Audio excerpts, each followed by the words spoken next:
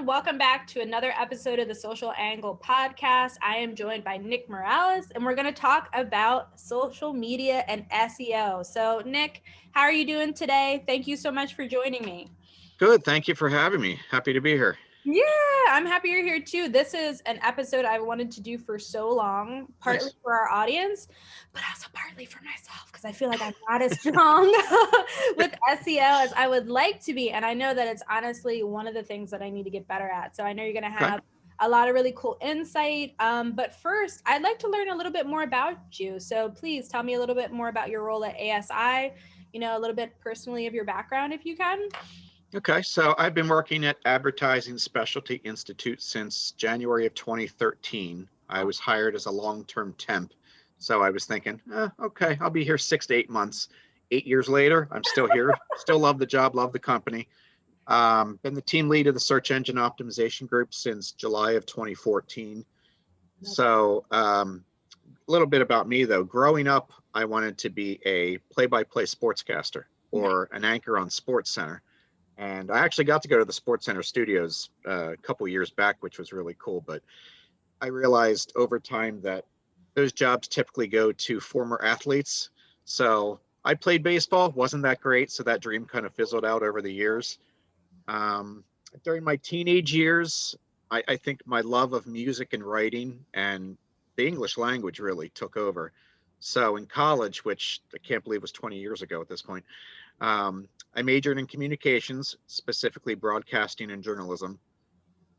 I had a few jobs outside of my field at first, but then moved into radio promotions and on-air DJing in Philadelphia for a short time. Nice. So related to SEO, I think I've always preferred to do jobs that are behind the scenes. Okay. So I think that's why I love the job at ASI so much. I get to be creative, use data, do my work, and then see how it plays out. Yeah. So my group is responsible for writing descriptive and creative content. So whenever anyone asks what I do, I tell them it's virtual. It's for our company website, but I always relate it back to those catalogs that we receive in the mail. And I always use Yankee Candle as a reference. Those creative blurbs that make you go, I need that product. Yeah. That's what me and my group do. So That's right. with traditional SEO, that's all about rankings and where you come up in search. ASI's specific SEO program is designed to have a client's products come up more frequently in search. So it's not your traditional SEO, but it's still all related. It still all comes together. Neat. So that must be like an interesting niche because I feel like for you and your experience with SEO, it's 10 times more varied than I think people think. And like what a neat like industry if you like promo to be like doing something client facing, Mm-hmm. but like on behalf of the company. So that's really cool. I like your Yeah. position. I'm glad that you like talked about it more in detail. So I wanted to ask you specifically, I feel like SEO throws a lot of people, they have like Yeah. weird perceptions about what it is. Mm-hmm. I've had some amazing one-liners by former bosses where it's like, the SEOing, like it really helps with your website. And I'm like, what do you mean? like SEOing? And I feel like, what is it about it that you think like kind of throws people for a loop? And then for yourself, is there like maybe a basic definition that you can define it by? um, I think what throws people for a loop sometimes, and I've read this about Google. When anyone ever thinks of SEO or search engines, Google is the one we all go to. It's their algorithm changes so many times throughout the year. So and I mean, I can't say 100% certain, but we're talking like 400 or 500 times for the year. So it's important to make sure that all your SEO content is up to date and fully optimized as possible. I think this is beneficial for all parties involved. So no one is gaming the system and everyone's being handsomely rewarded for cracking the code. Okay. It kind of levels the playing field. Okay. So I think that's the main thing that throws people for a loop. It's like, what do you mean I have to change my thing? It's a constantly changing program. Okay. So it's not like kind of something, because I've also heard that too, a set and forget. Like there's a lot of continual work that goes into Right. like adapting to the new changes, like you said, from Google, you know, and Mhm. like rearranging what will help with rank and authority and Right. standing out. Do you have like kind of a general definition for what it is? What SEO is? Yeah. Yeah. I think it. Well, let me think of this one. I've explained this question so many times to people. It's basically taking the data that's in the program Okay. and making it pretty. Okay. I like that one. Okay. Yep. Cool. Very, So very nice. so by making it pretty, like enhancing the data to the fullest extent, really. The full, And okay. by Oh, continue. I'm sorry. I'm no, sorry. go ahead. Okay, so essentially, like, you know, it's taking the information and consistently enhancing it, Hmm. and it help and it's beneficial, like how to people. What would you say? Like optimizing SEO or your web presence? I think optimizing SEO. I think that for what we do, it's keywords. We look at themes. We look at categories, the descriptions. Um, we also use live results in search, so we can actually look at what's being searched by, in our case, distributors. We can actually look at by what people are using in live time to see what words and terms are Oh, being used. So nice. No, that's awesome. Okay, so I also wanted to ask, like, for you in your career, since you've been doing this for such a long time, are there any like common misconceptions, you know, about SEO that you would want to address, like for our audience? I think you don't always have to be number one. I Okay. don't think you always need to be on top necessarily. While it's true that part of the goal of SEO is to get on that first page of results, I don't think it matters if you're in that overall top spot. I think just being on the first page, second, or third page really can cause your organic search traffic to soar. Um, I think instead of focusing to getting to that number one spot, you can redirect your focus to who you're targeting, the target audience. Secondly, I think patience is a virtue with SEO.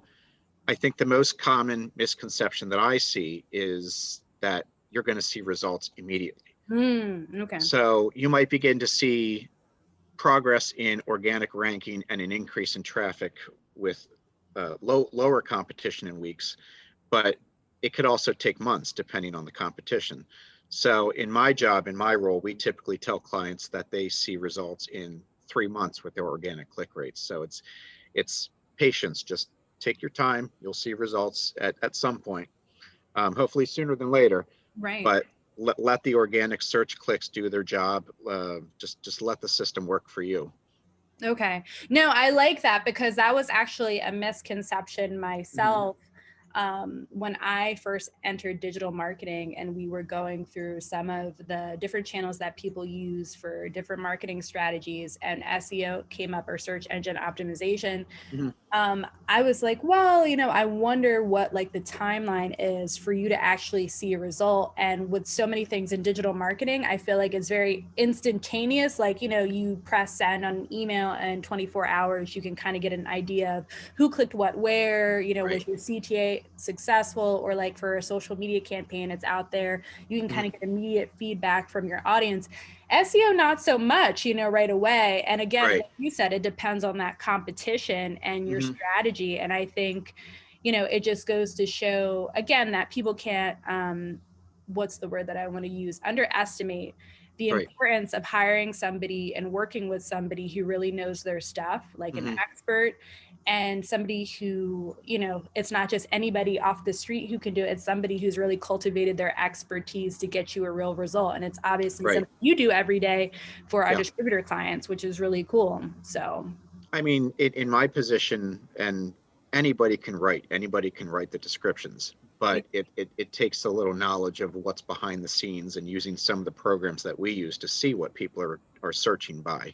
yeah. So, and that's what I love about it. I love the behind the scenes aspect of it. Yeah, I think if you're somebody who likes that back end, you Mhm. know, type Yep. of like, or that aspect of marketing, you know, a lot of people I feel like who are into development also seem to be into like SEO and Right. data analytics. Like that seems to be their sweet spot. Mhm. Um, so that being said, like for 2021, are there any SEO strategies that you would recommend our audience to focus on? Anything that you think is important? And I know it, obviously, what you were saying earlier, things update regularly, for some of the search engines, but maybe just some top of mind stuff you think is important. Going back to that content strategy, I think be on point with your content, know what your audience would be interested in, or what they're looking for. Along with this would be to revise your terms and search phrases, depending on what market you work in. Is there something new that popped up in your industry lately? Your strategy should be pretty flexible. With this, I think make your posts easy to read. Use some quality content, shorter paragraphs, and don't be afraid to mix up the sentence lengths. When I write for SEO, I typically use, and not your standard run-on sentences, but I like to use a run-on sentence here or there. Several 5-word sentences can be monotonous, so I try not to use too small of a copy of a sentence. Kind of a two-part answer for this, for the keywords. Since many people now own a device with a smart speaker, like Amazon Echo or Google Home, some of the focus with SEO should move towards optimizing for the voice search function. So we had a presentation and I heard voice search. I'm like, oh, that's really interesting. So I've been, just on my own time, I've been looking up some things about voice search, and it's being used a lot in companies now and on all platforms. And with this voice search too, I think using long tail keywords, so terms that contain 3 or more words. So if you're talking to Siri or Amazon Echo and you say, I can't think of anything at the moment, but just those 3-word phrases that, like, you're not going to search by 1 word or 2 words. So there you go. No, I like that. And I think to kind of play off that, one of my friends who also, like, their role is specifically in SEO, they were talking more about looking for long tail keywords that were more conversational, like the way that people speak, like it's not just going to be like handbag, it's probably gonna be like red Coach handbag, Selena Gomez can't, like something that's a little bit more detailed, than what maybe just like a one phrase or keyword. It's probably going to be a little bit more like how people speak. Do you think that's true? Or yeah, and the one thing that just popped in my head was clear tote bag for stadium use, like NFL game day stadium use. I like, if you type in clear tote bag, you'll get some clear tote bags, but say there's those back end keywords that say NFL, football game, stadium, you'll get those products right away. So I think the long tail keywords are really beneficial. Yeah, I think so too. And I'm really glad that you use that example. Again, why you're a lead optimizer. And even in my position, our keywords, I mean, looking at how we did our keywords in 2013 as opposed to now, it was all 1 word, 2 words, words with dashes, words with commas and everything back in 2013. Now we're using more of those long tail keywords because that's what we see people using. Yeah. And I think it's interesting to see like how people have used that strategy like against competition, just like you were saying, like to help with rank and authority and being found. It's like, if you're both a car client, and juggernauts that have tons of money to spend on like Google AdWords and stuff like that, and you're both putting money in there for car, it's probably not going to help you as it would like to do something that's more long tail or more descriptive for what your actual customer is searching for, which I think is pretty cool. So when it comes to social media and supporting SEO efforts, are there any tactics that you would recommend to employ? And this question is for me, by the way. Oh, okay. Well, I hope this is a good answer then. Well, real quick, going back, you said car, and we were doing something the other day with a product. They were these little like remote control cars, I guess. And another thing I like to use in my SEO, specifically for the keywords, is commonly misspelled words. Oh, so if somebody types in, let's use the car company for an example. If you're looking for a burgundy colored car, I can think of 2 spellings for burgundy, burgundy and burgundy. So I always put those 2 spellings in. And because not everyone has 100% spelling correctly. So it's So moving forward, sorry. No, but that's a really Um, smart, that's a good one, you know? yeah. That's good. Yeah, I like that strategy. So I think the simple tactics, I think you can provide valuable content in the form of simple bite-sized answers that other people can share. It could be something like an infographic on Twitter with a link back to your website, Okay. or a short photo carousel on Instagram. I think the most helpful would be kind of a, how do I put this, a longer form content, like around 10 minutes or so on YouTube, where you can actually go in depth about a specific topic. And I think the videos get ranked on Google, so that would be especially helpful. Okay.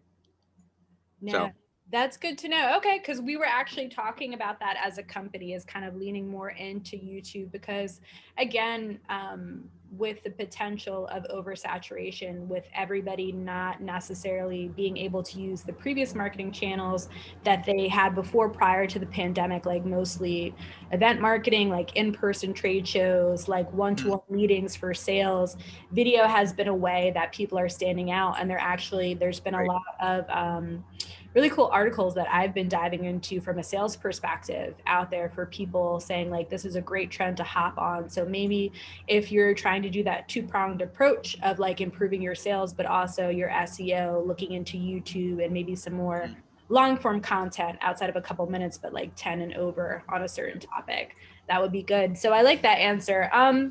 So, and speaking of that, I'm really glad that you mentioned good channels. segue. Yeah, right. Like it's like you knew this question was coming. No.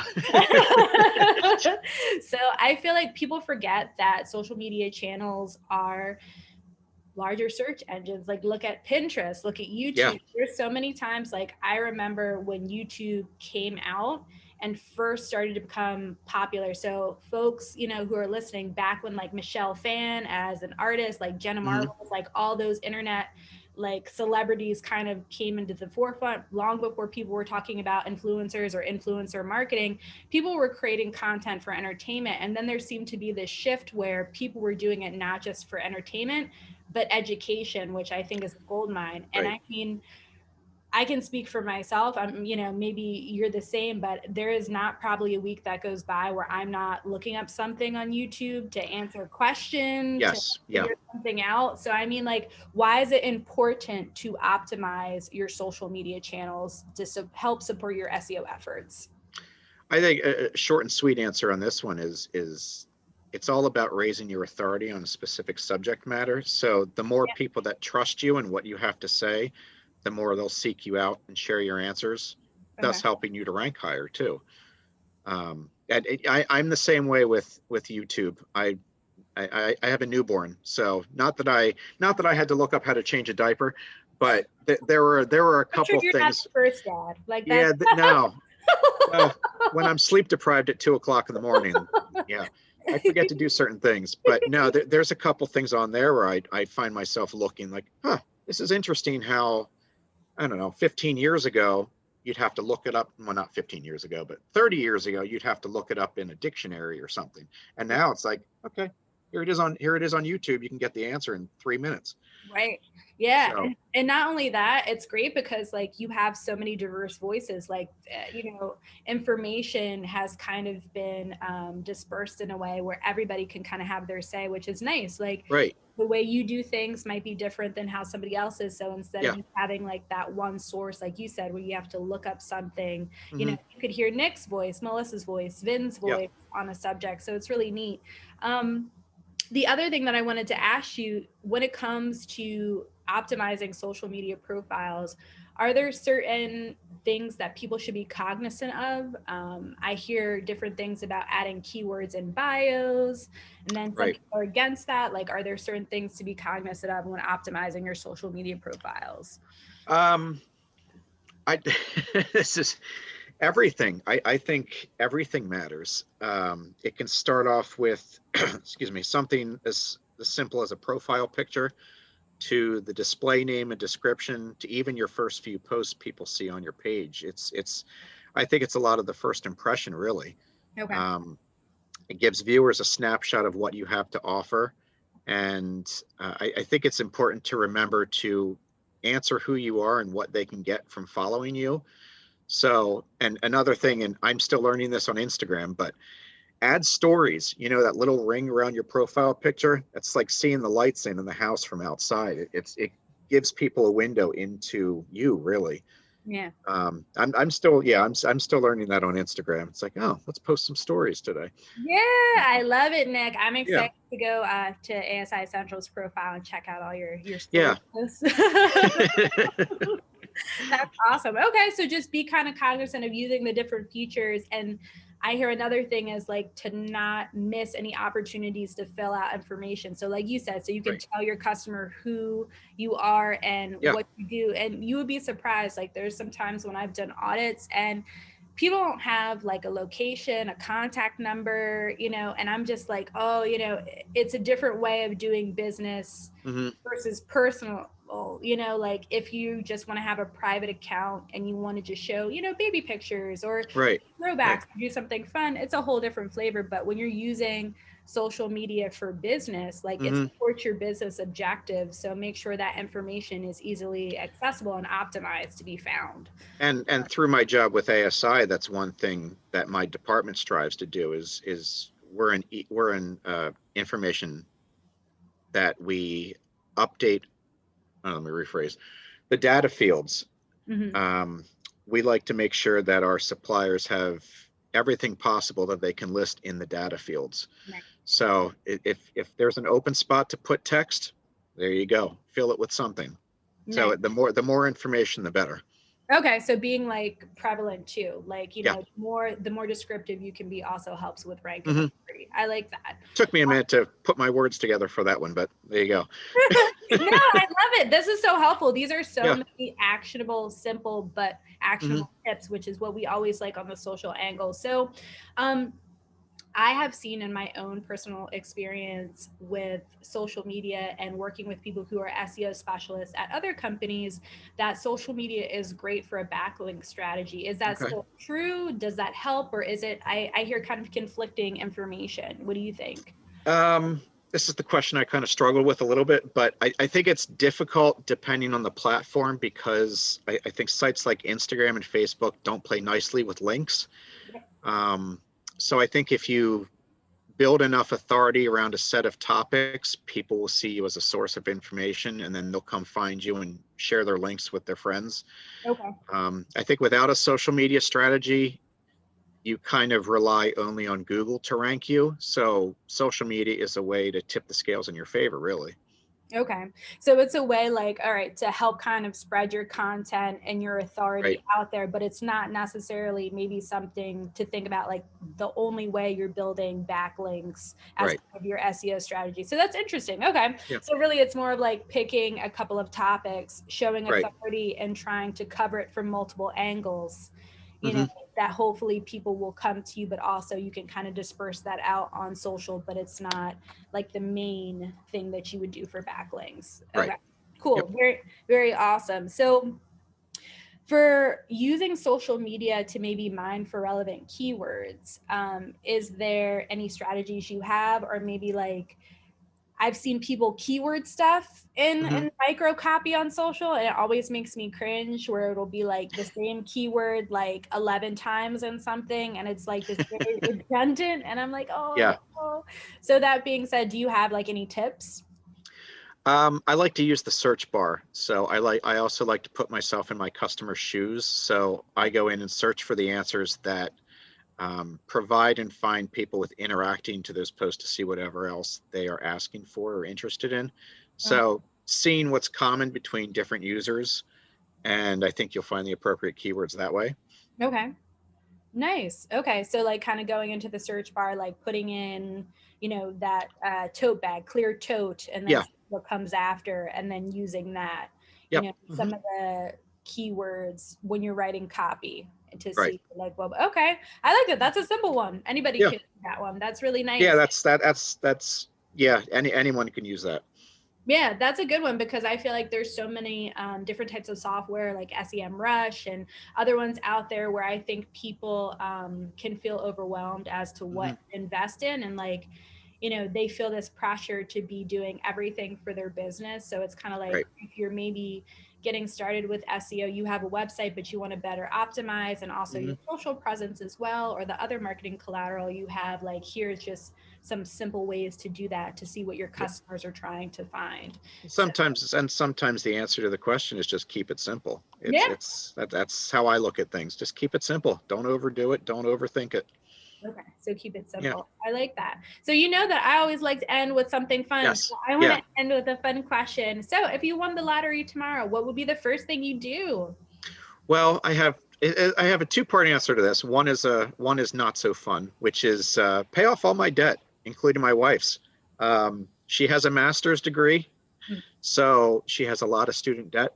So that would be the first thing we do. And if she's listening somewhere in this house, she's like, I thought you would say you would pay off my debt. Well, we didn't win the lottery yet. And the fun answer would be I'm a concert addict. So I live by the motto, life is short, buy the concert tickets. Yes. So we can't do it now, obviously. And I've been 11 months without a concert, which is killing me. But I would buy all and every concert ticket that I can get my hands on. So, oh my gosh. So like, yeah. what, may I ask, like, what are some of your favorite artists or bands? Well, we go to the Newport Folk Festival every year up in Rhode Island. So kind of like the Americana folk music. David Gray, Jason Mraz, Dave Matthews Band. Yay. Okay. Yeah. Nice. Mumford and Sons. Oh, good. They're all great picks. I love them. Like Dave Matthews reminds me of like college. And yes, yeah, that's like, you know, that he like came out as popular, but like there are so many freshman parties where like yes, he would be like playing in the background. It's like so good. Like I have a friend who she has lyrics tattooed on her arm, and she's nice. I think 38 times in like concert, and she's wow. like, yeah, like she's a little older than me, but she's like, all my money, like all my extra money is going towards like Dave Matthews concerts. I was like, live your best life. Like it's like the meme. It's like the meme that's out there. It's like, oh, tax refund check came in, Dave Matthews Band tickets. Exactly. Yep. Well, thank you so much for your time, Nick. This was awesome, and I feel like this is something that will help make SEO a little bit more accessible to our audience. So thank you so much. Glad to help. Yeah, I appreciate it. So take care, Nick. Thank you, you too. Thanks for having me. Of course. Bye-bye. Bye-bye.